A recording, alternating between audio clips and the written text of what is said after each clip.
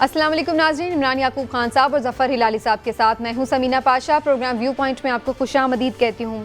नाज़रीन, इलेक्शन जो इस्लाहात हुई उसके हवाले से ओवरसीज़ पाकिस्तानीज़ को वोट का हक दिया गया। कौमी असम्बली से तो ये बिल मंजूर हो चुका है, लेकिन अपोजिशन के इस पर शदीद एतराज़ात और तहफ़्फ़ुज़ात हैं। अभी सेनेट में इस पर मज़ीद ज़ाहिर है कि कार्रवाई होनी बाकी है। इलेक्शन कमीशन के अपने तहफ़्फ़ुज़ात हैं, लेकिन सूरत हाल ये है कि जो ओवरसीज़ पाकिस्तानियों की वोट का हक देने के हवाले से बातचीत है, उसके हवाले से आज अपोजिशन लीडर शहबाज शरीफ साहब ने एक फार्मूला तजवीज़ किया है और उनका ये कहना है कि बजाय इसके कि ओवरऑल वो हर जगह कहीं पे भी अपनी कॉन्स्टिट्यूंसी में वोट कास्ट कर सकें, उससे बेहतर ये है कि उनकी कुछ सीट्स जो हैं वो रिज़र्व कर दी जाएं।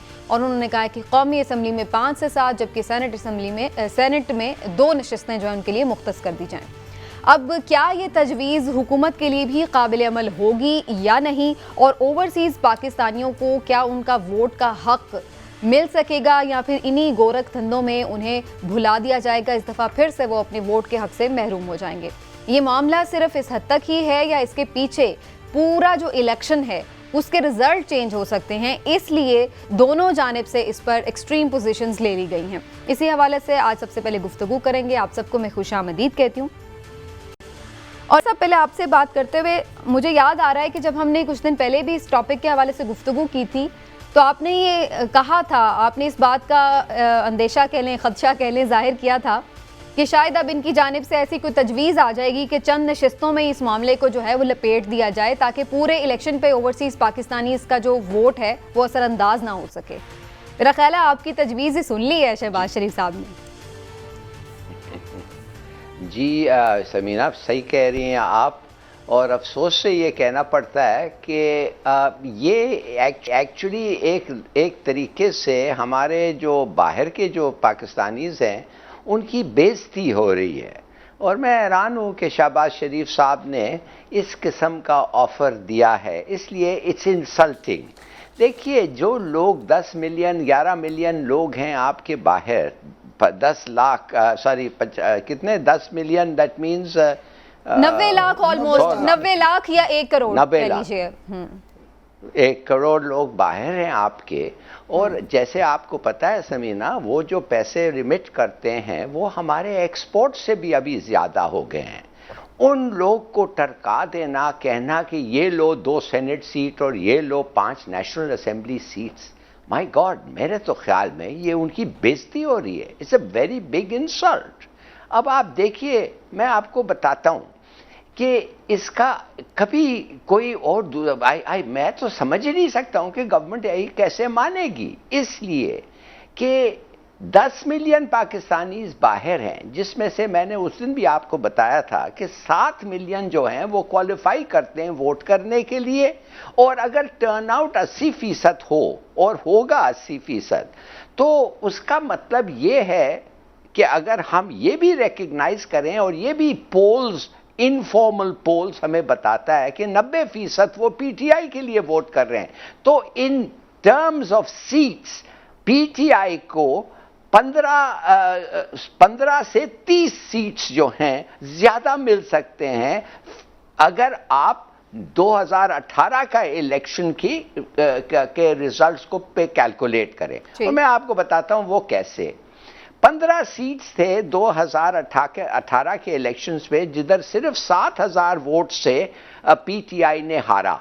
तो अगर पीटीआई को अभी आप 5.5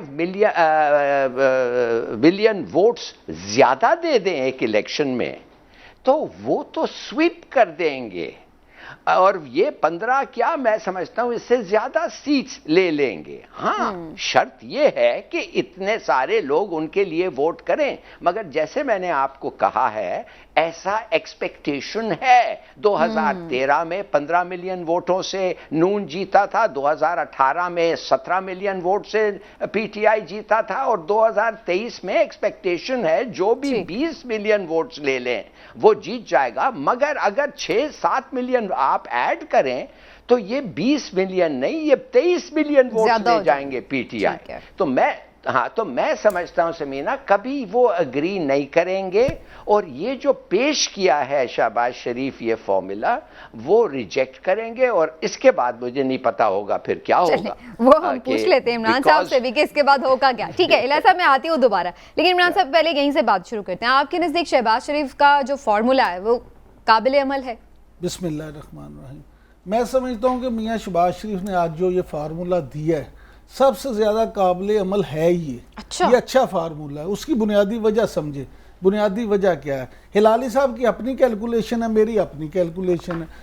90 लाख के करीब ओवरसीज पाकिस्तानी हैं जो बाहर हैं, उनमें से आधे तो मिडिल ईस्ट में हैं। मिडिल ईस्ट वाले अभी तक वोटिंग का हक इस्तेमाल नहीं कर सकते। अब हो जाए बाद में जो तो फिर अलग बात है, अभी तक उनके पास नहीं है। बाकी जो हैं उनमें से भी आप ये देखें कि तकरीबन 50-60% होंगे जो वोट जिनकी उम्र इतनी है कि वोट कर रख सकें। यहाँ बड़ी चीज़ें अहम हैं जो जिन पे हिलाली साहब ने शायद गौर नहीं किया। पहली बात ये है सबसे अहम कि ये खुद एम्बेसडर रहे, इन्हें पता है पूरी दुनिया में कम्युनिटीज़ होती हैं। Indian community, Bangladesh community, European community. हमारी बदनसीबी ये है कि हमारी सियासी जमातें होती हैं। पाकिस्तान वाहिद वो मुल्क है जो पाकिस्तान मुस्लिम league UK, Pakistan Tehreek Insaf UK, Pakistan मुस्लिम लीग काफ यूके, यानी कोई ऐसी सियासी जमीयत उलमा इस्लाम यूके, जमीयत उलमा पाकिस्तान यूके। हाँ यानी इस तरह से कि कोई ऐसी सियासी बात अलग अलग उन्होंने ना अपनी ग्रुप्स बनाए हुए हैं, ग्रुप्स बनाए हुए हैं, इनकी मस्जिद बनाई हुई है।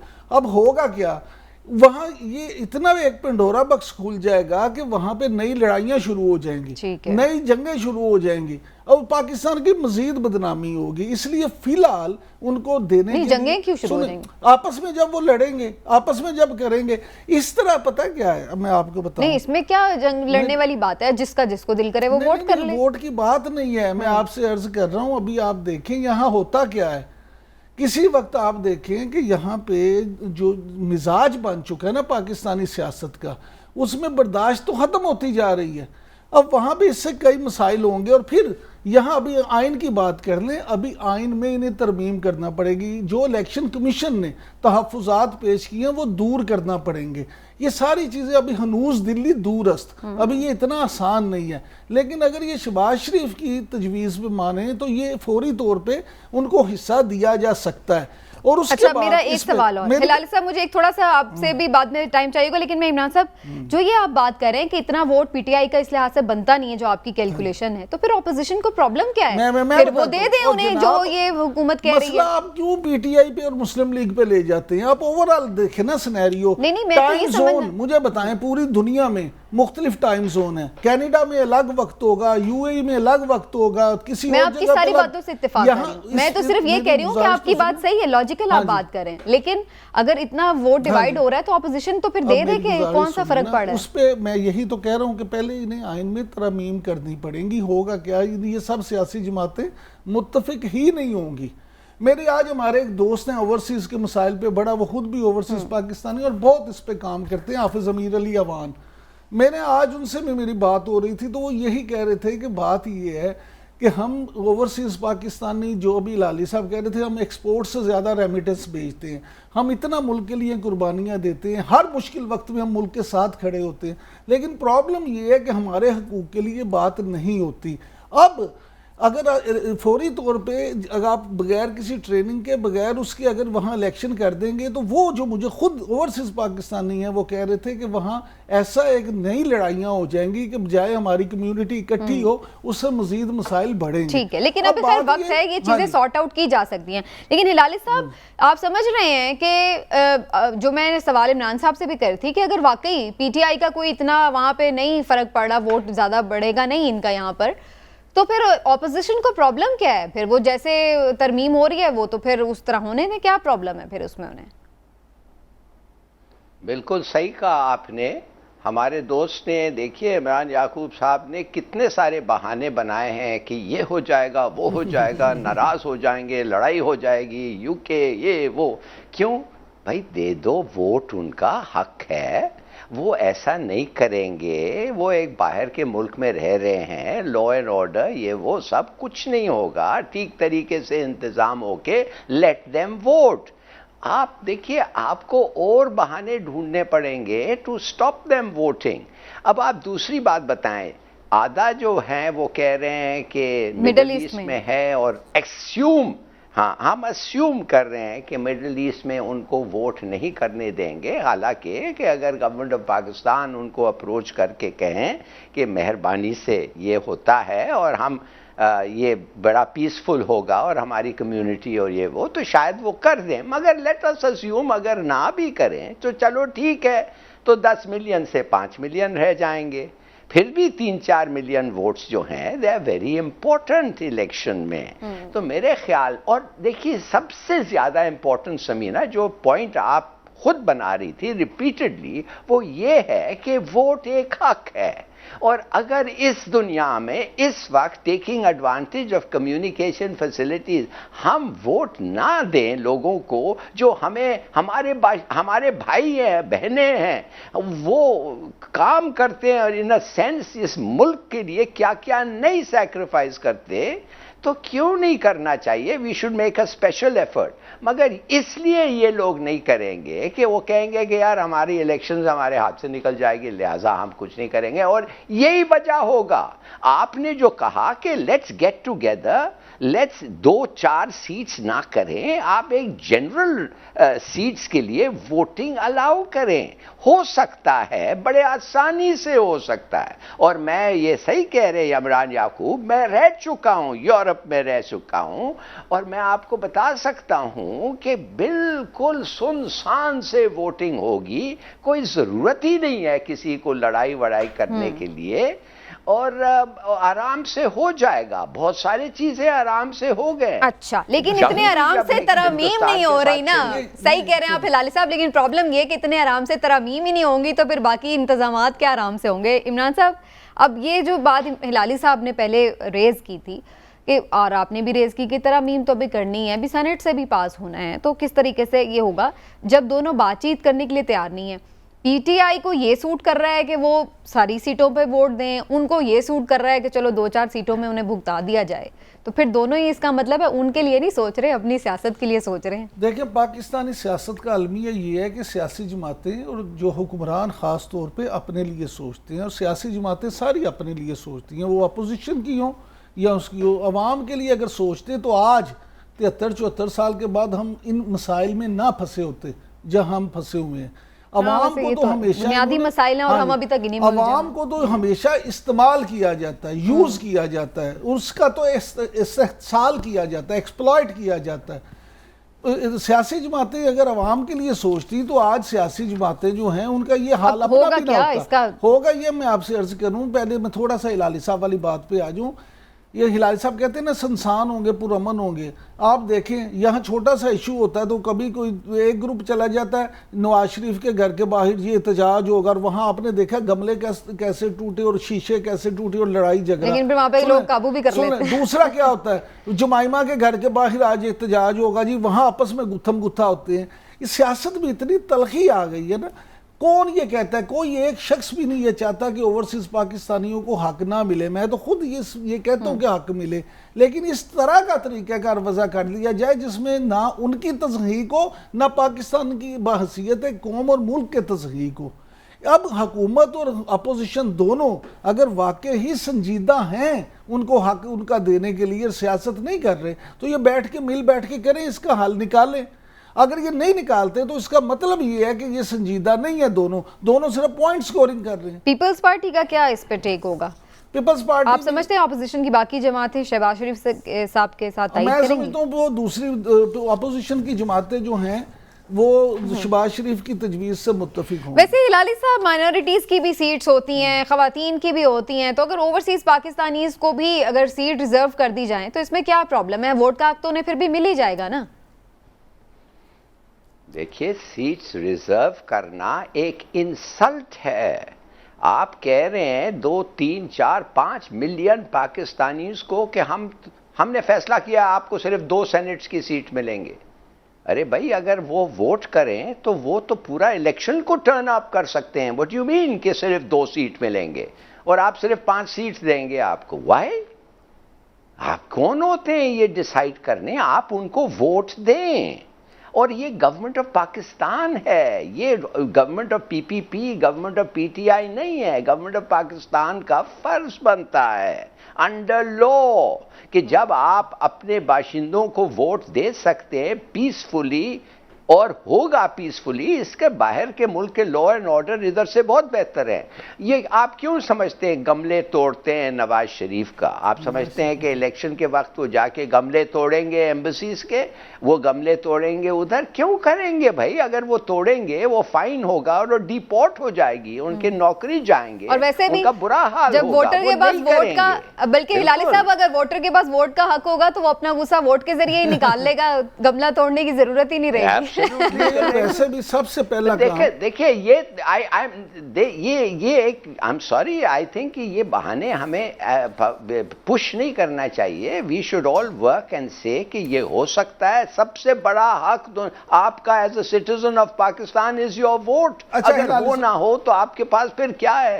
हिलाली साहब, मैं आपसे खुद भी एक बात समझना चाहूंगा, जानना चाहूंगा। मुझे आप ये बताएं कि ओवरसीज पाकिस्तानियों को सबसे पहले यहाँ पाकिस्तान में ये इलेक्शन लड़ने की इजाज़त क्यों नहीं देते?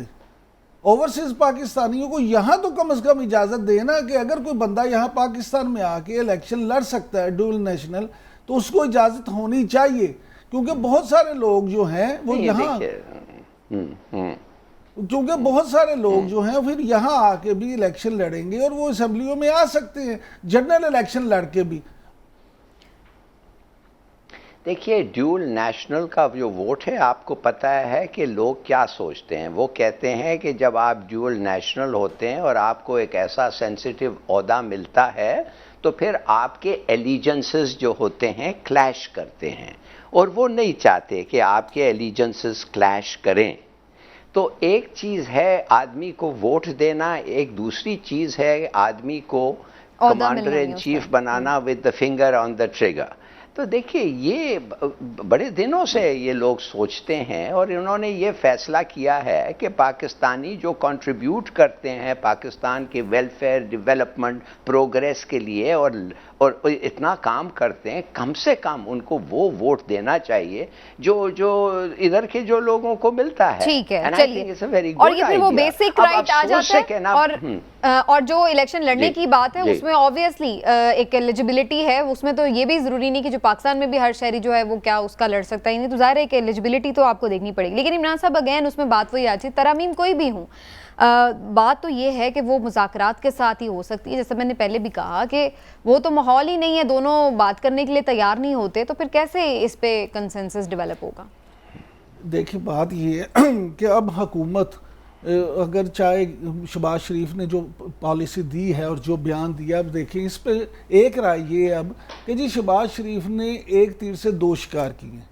किस तरह से? एक तो उन्होंने ओवरसीज़ पाकिस्तानियों को कह दिया कि देखा, मैं तो आपके बारे में सोचता हूँ और मैंने तो आज मुतालबा कर दिया कि आपको कौमी असम्बली में भी सीटें दी जाएँ और दूसरा आपको सेनेट में भी 2 सीटें मिल जाएँ। दूसरा, उन्होंने उसी एक तीर से दूसरा शिकार ये किया है कि गेंद अब हुकूमत के कोर्ट में फेंक दी है।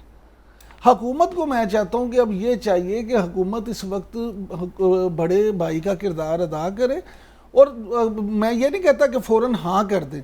शहबाज शरीफ साहब से कहें, आए जी स्पीकर की सरबराही में हमने कमेटी बना दी है जिसमें अपोजिशन के लोग भी हैं, हुकूमती लोग भी आए बैठे, आपकी तजवीज़ पे भी गौर करते हैं, अपने भी करते हैं और बैठ के कंसेंसस के साथ मुत्तफिक होके एक इसका हल निकालते हैं। वैसे ये अच्छा पॉइंट है कि क्योंकि गवर्नमेंट को भी एक पॉइंट मिल जाएगा कि भाई आपने खुद ही तजवीज़ दी, हम तो आप ही की तजवीज़ पे बात करना चाहते हैं, इसी बहाने उन्हें बुला लें और फिर देख लें बातचीत करके जिसकी जो भी एक इत्तफाक़ राय हो जाए।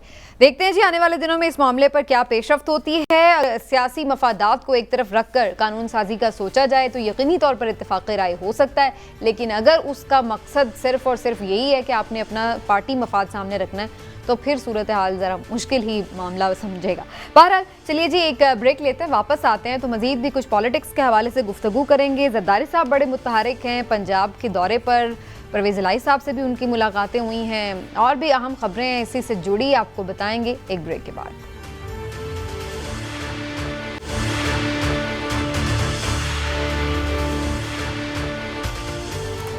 वेलकम बैक नाजरीन। आसिफ जरदारी साहब आजकल पंजाब के कोई ख़ास मिशन पर हैं। वो मिशन क्या है जानते हैं। हम उनकी मुलाकातें हो रही हैं, परवेज़ इलाही साहब से भी वो मिले हैं, और जो अंदरूनी ख़बरें जिनको कहा जाए कुछ तो हम ज़ाहिर अब इमरान साहब से भी पूछेंगे, लेकिन जो चीज़ें बताई गई हैं बाहर आके उसमें यही बताया जा रहा है कि जी जरदारी साहब का ये कहना है कि आगे जो है मिल के चला जा सकता है, और परवेज़ इलाही साहब का ये कहना है कि इस इलेक्शन में चूँकि हमने इस हुकूमत में PTI का साथ दिया है तो हम ये 5 साल उनके साथ ही हैं, लेकिन आगे की जो पेशबंदी है उसके ऊपर बात ज़रूर हो सकती है। तो अच्छे माहौल में गुफ्तगू हुई, मज़ीद भी मुलाकातें हो रही हैं, लेकिन जरदारी साहब आखिर पंजाब के सियासतदानों से क्या हासिल करना चाहते हैं? क्या पाकिस्तान पीपल्स पार्टी पंजाब में अपना रिवाइवल करने में कामयाब हो सकती है? क्या सिंध की परफॉर्मेंस ऐसी है कि जिसकी बुनियाद पर हम ये समझें कि पंजाब में उसको सेल किया जा सकता है? आइए यही बातें पूछते हैं अपने एक्सपर्ट से।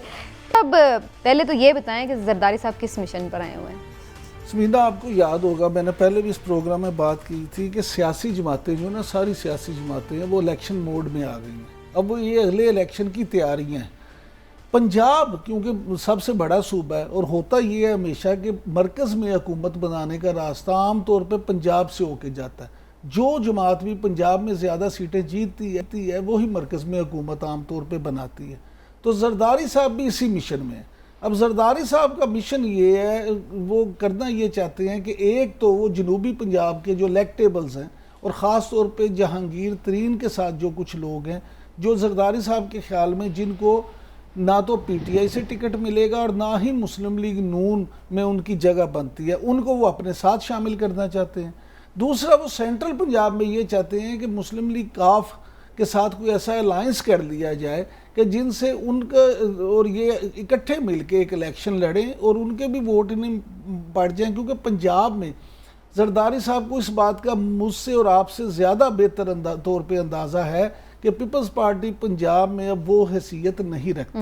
मुस्लिम लीग नून और PTI के होते हुए उन्हें पता है कि पीपल्स पार्टी को ज़्यादा सीटें वहाँ नहीं जीत सकती, लिहाजा उनका टारगेट सिर्फ एक है कि ऐसे मौके बनाए जाएं जिससे पीपल्स पार्टी पंजाब में अच्छा, लेकिन इमरान साहब जो उनका टारगेट लग रहा है उसमें तो लग रहा है कि बस वो वहाँ के कोई मकबूल सियासतदानों को अपने साथ मिलाना चाहते हैं, अवाम से जुड़ने की कोशिश नहीं कर रहे वो। उसकी बुनियादी वजह है कि उन्हें एहसास है, जैसे मैंने पहले अर्ज की, उन्हें इस बात का अच्छी तरह एहसास है कि अवाम इस वक्त पीपल्स पार्टी पंजाब में पीपल्स पार्टी के साथ नहीं हैं, लिहाजा वो ये समझते हैं कि इलेक्टेबल जो हैं, क्योंकि उनके पास वाला ही वाला मामला तय करना, उनसे हो जाए, और अगर काफ लीग के साथ अलायंस हो जाए तो वो उससे फायदा उठा लें। हिलाली साहब, क्या सिंध में इतनी अच्छी परफॉर्मेंस नहीं थी पीपल्स पार्टी ने कि यहाँ पंजाब के लोग भी उनके साथ जुड़ जाते, उन्हें किसी सियासतदान के पास जाने के बजाय अवाम से राब्ता क्यों नहीं कर लेते?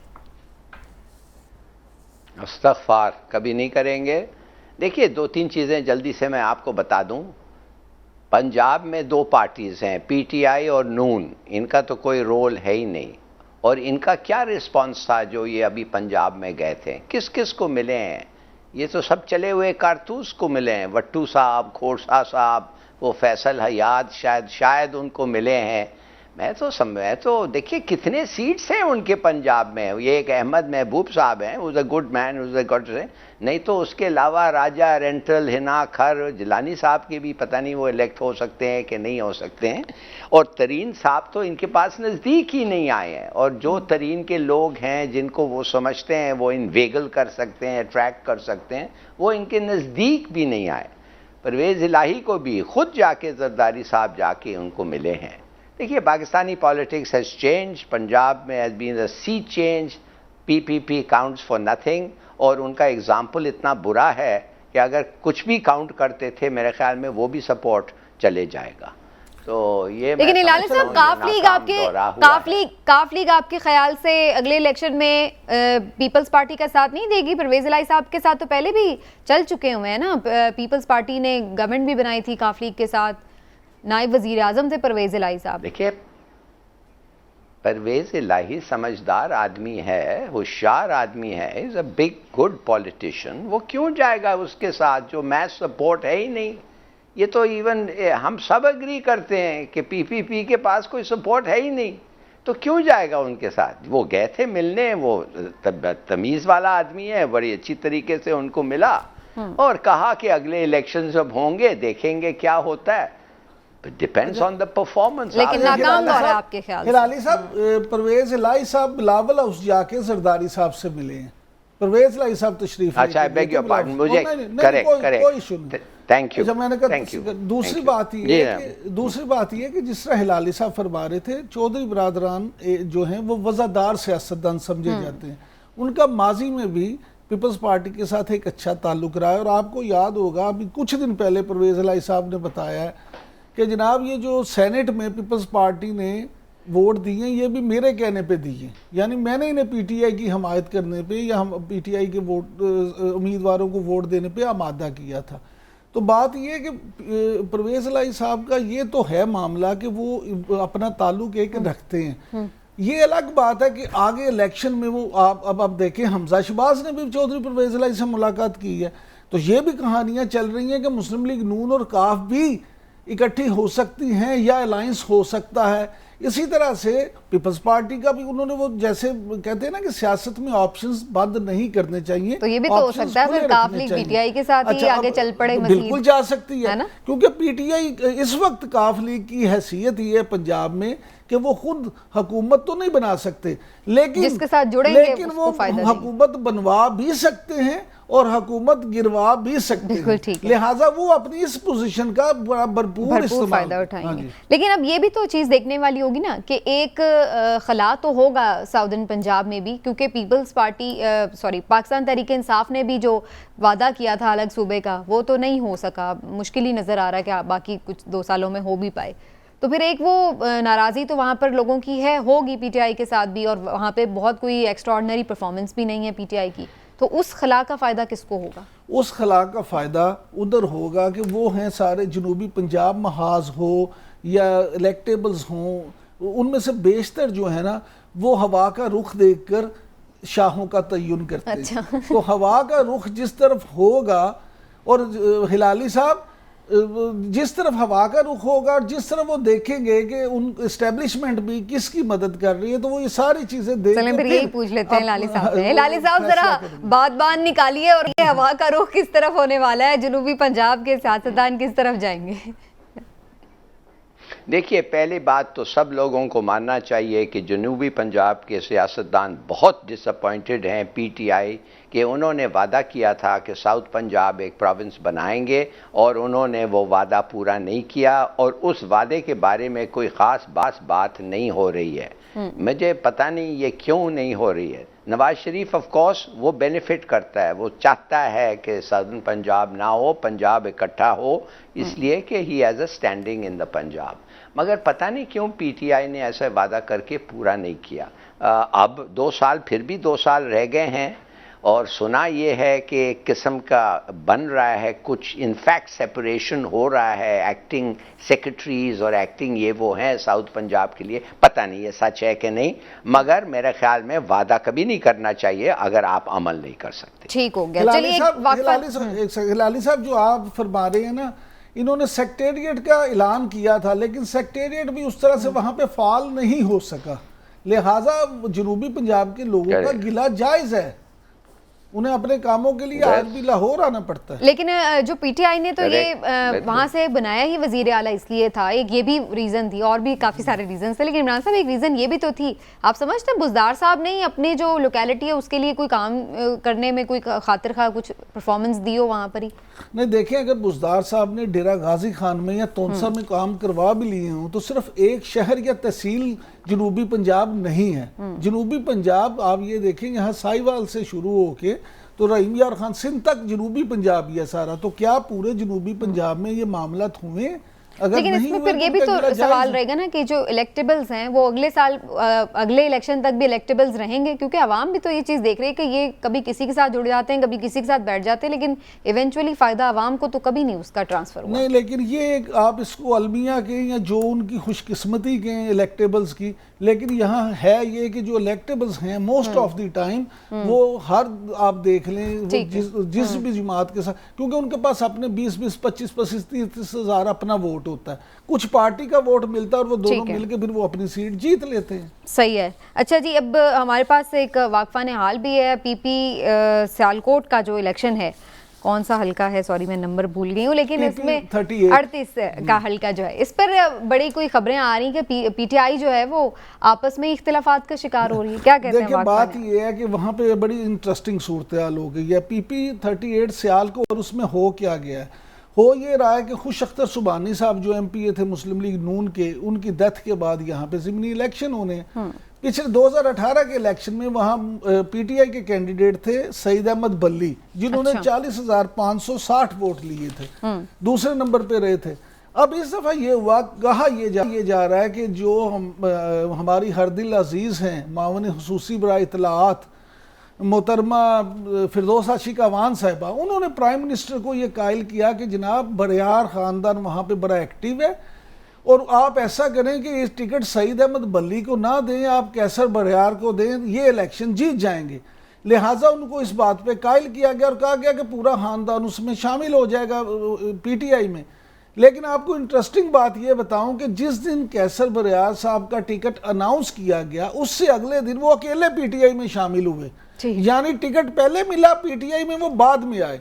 और उनके जो सगे भाई हैं बड़े सलीम बरियाल साहब, वो मुस्लिम लीग नून के नायब सदर, सॉरी मुस्लिम लीग काफ के नायब सदर है, चौधरी परवेज लाई के इंतहाई करीबी दोस्तों में उनका शुमार होता है। तो अब उनके बेटे को अहमद सलीम बरियाल को, जो कि इस वक्त प्रिंसिपल सेक्रेटरी पंजाब ताहिर खुर्शीद साहब, जो कि खुद बड़े मारूफ ब्यूरोक्रेट हैं और आजकल हर खबर में इन होते हैं, ताहिर खुर्शीद साहब के दामाद को अभी 3 महीने पहले उनकी शादी हुई है ताहिर खुर्शीद साहब की बेटी के साथ, अब उनको टिकट दिया गया और सूरत हाल ये बन गई है कि 40-41 हज़ार वोट लेने वाला अब आज़ाद उम्मीदवार के तौर पे इलेक्शन लड़ रहा है। ठीक, तो ये जब इस तरह का इख्तलाफ होगा तो फिर PTI वहाँ पे सीट तो यकीनी तौर पे हारेगी। वैसे भी ज़िमनी इलेक्शन में कोई हौसला अफजा नतीजे नहीं है PTI के लिए, लेकिन एक चीज़ वैसे देखनी पड़ेगी इमरान साहब के ज़िमनी इलेक्शन में सीटें तो वो नहीं जीत सके, लेकिन वोट उनका बड़ा है।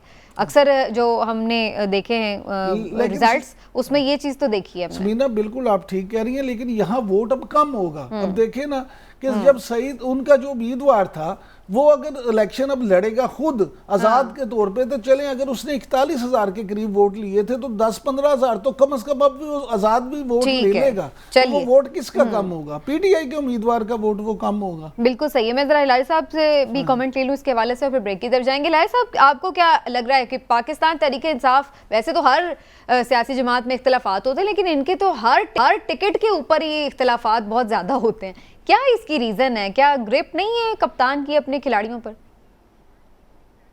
नहीं, देखिए ये क्रिकेट का कप्तान था, ये पॉलिटिक्स का कप्तान तो नहीं था ना, तो इसको टाइम लगेगा सीखने के लिए, सीख रहा है।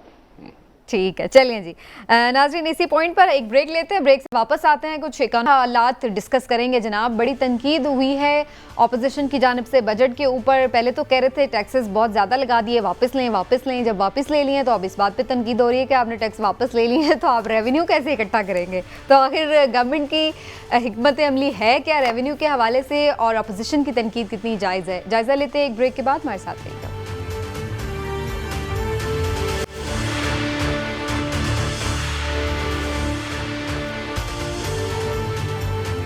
वेलकम बैक नाजरीन। बजट के हवाले से बड़ी दिलचस्प कहानियाँ हैं कि पहले अपोजिशन इस बात पे तनकीद कर रही थी कि आप IMF के सामने लेट जाते हैं। अब जब हुकूमत कह रही कि हम खड़े हो गए तो कह रहे हैं आप फिर पूरा कैसे करेंगे? टैक्सेस के हवाले से भी ऐसी बात थी कि भाई आपने इतने सारे टैक्सेस लगा दिए। जब हुकूमत ने कहा कि हमने ये टैक्स वापस ले लिए तो उस पर भी फिर कहा गया कि फिर आप पूरा कैसे करेंगे हदफ।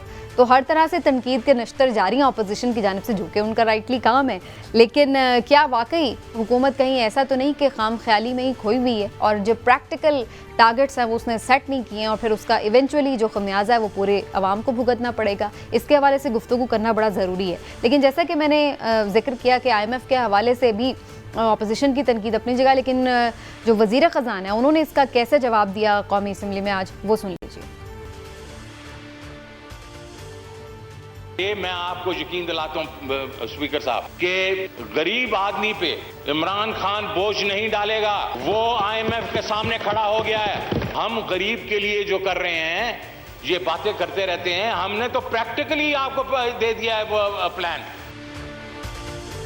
लेकिन दूसरी जानिब मोहम्मद ज़ुबैर साहब ने आज एक लंबी चौड़ी प्रेस कॉन्फ्रेंस की और उन्होंने बता दिया कि जी मईशत सारी क्या है, इसका पोल कैसे खोला उन्होंने, और उनका ये अंदेशा है कि जो सारा बोझ है वो इवेंचुअली आम आदमी पर पड़ेगा। उनका क्या कहना था वो भी मौके से लीजिए।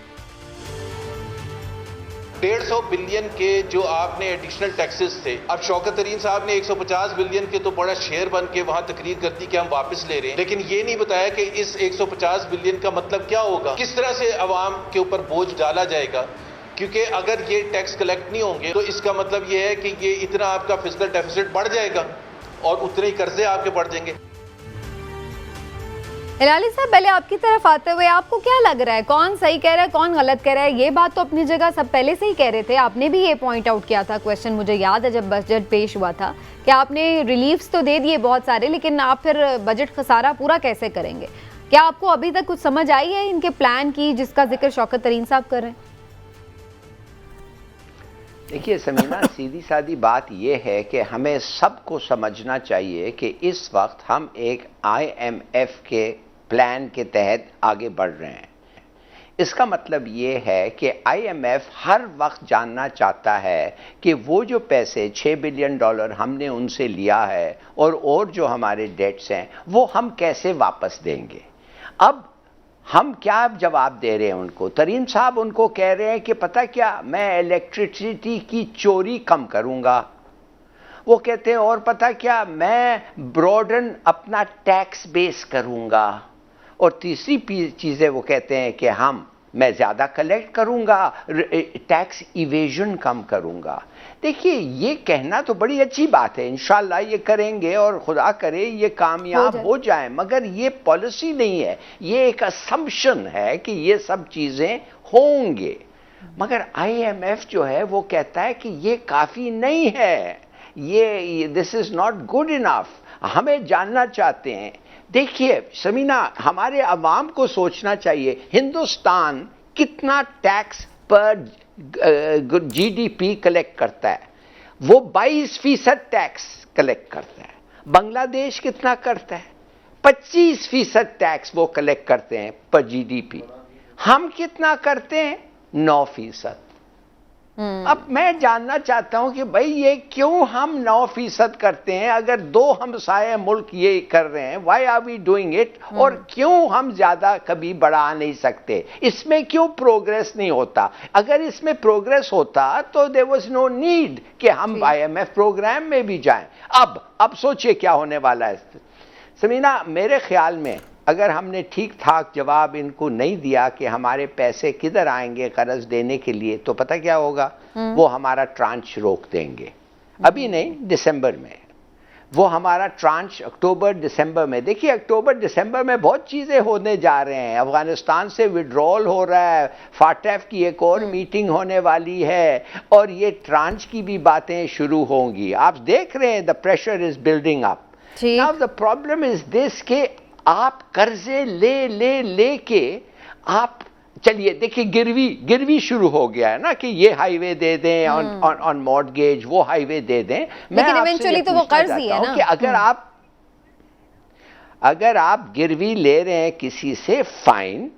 अगर इन्वेस्टमेंट के लिए ले रहे हैं मनी, वेरी गुड।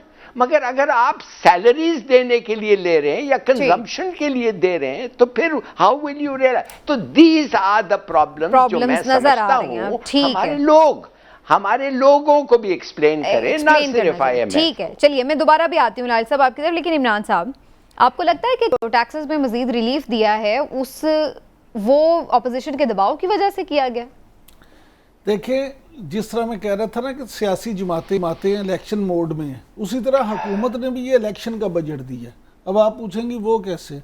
मुझे आप ये बताएं कि इस तरह की इनकी प्लानिंग है, वो क्या कहते हैं शेख चिल्ली वाली प्लानिंग, कि अच्छा अमेरिका और ईरान के ताल्लुकात बेहतर हो जाएंगे, ईरान आलमी मंडी में अपना तेल बेचेगा, तेल की कीमत कम होगी, उस वक्त हम इस पे लेविस टैक्स बढ़ा के 160 अरब रुपए इकट्ठा कर देंगे। यानी अगर उससे पहले इन्हें करना पड़ा तो फिर पेट्रोल महंगा होगा, पेट्रोल महंगा होगा तो दुनिया की हर चीज़ महंगी होगी, हर चीज़ महंगी होगी तो आम आदमी जिसको ये रिलीफ देने की बात करते हैं वो बेचारा तो और पिसेगा, वो तो और चक्की में पिसेगा।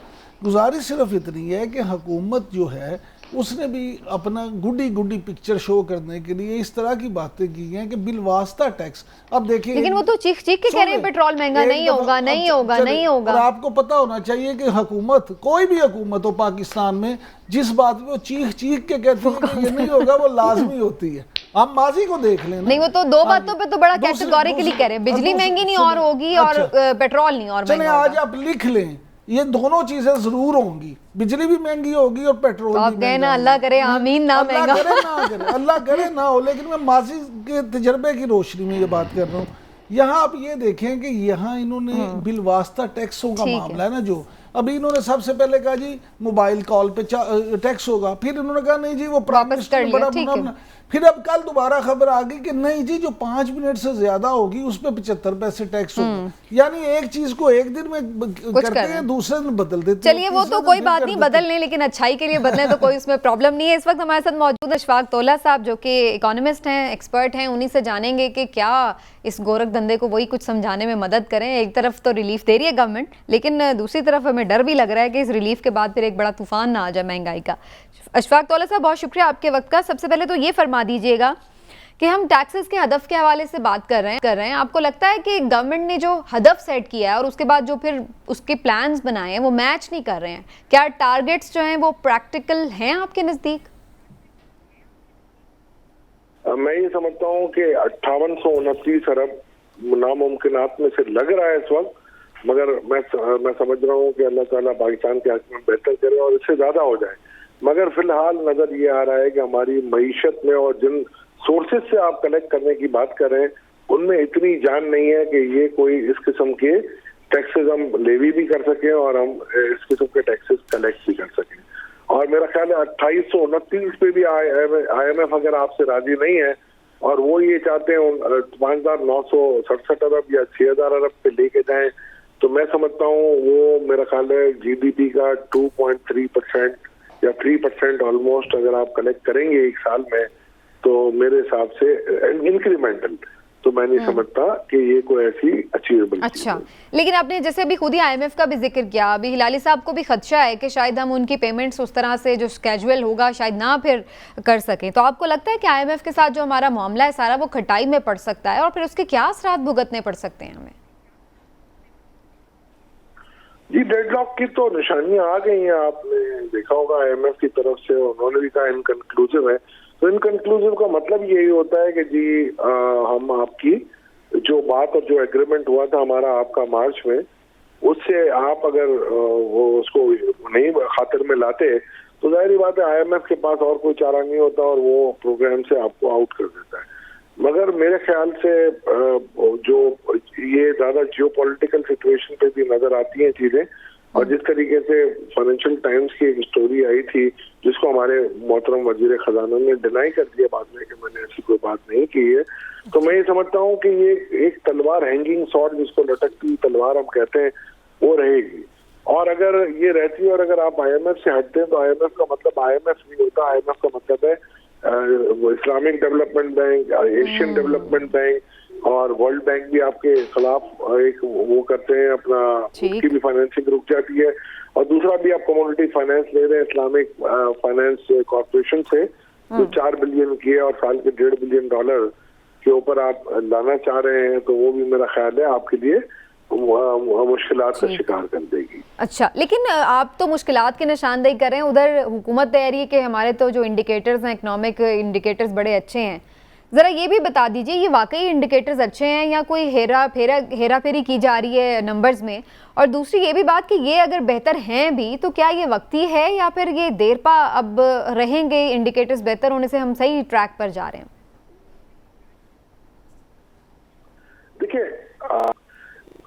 देखिए मईशत में टर्न अराउंड तो लेना था आपको, ये अंग्रेजी का एक मुहावरा है कि lowest of the ebb is turn of the Tide.